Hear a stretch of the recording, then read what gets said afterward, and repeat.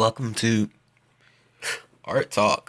Um, I think I did this before. I'm not too sure. All right. But this piece is called "But I Can Make Poison." All right. It's dedicated to a charming Muslim girl who was born but not raised in Pakistan. I feel I should emphasize that because she did when I asked her about her origins. You would probably think I'm well acquainted with this person if I did a piece on her, but the truth is I wasn't, and I am still not to this day. Like I messaged her a few times and she don't even really reply like that. She's like read the shit sometimes. All right. I really found her charming, bro. Mostly to the fact that she was a Western Muslim, which is hilarious because it's such a contradiction. And she was like very confident about it. Like I could talk about her looks, but unless I did a terrible job portraying her, I think you can already tell she's very attractive. She did have vitiligo, but it was barely noticeable, so I felt no need to try and stylize that into the picture. I tried something different with her face. Oops.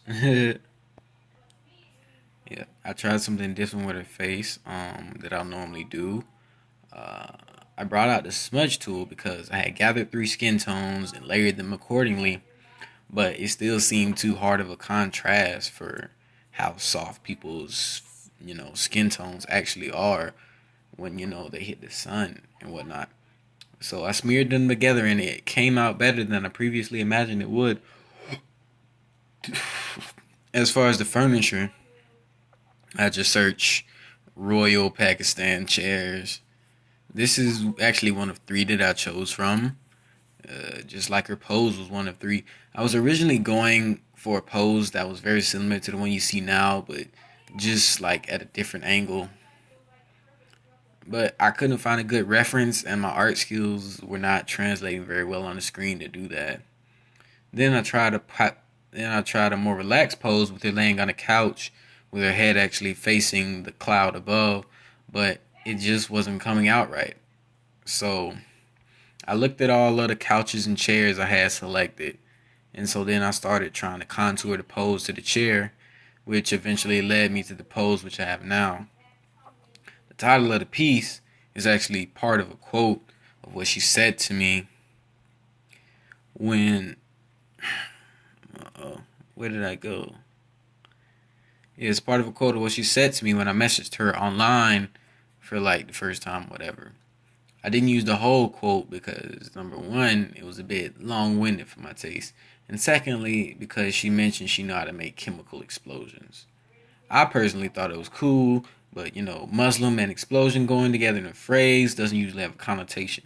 Doesn't usually have a positive connotation. And as far as the legs, it was virtually the same process as the face.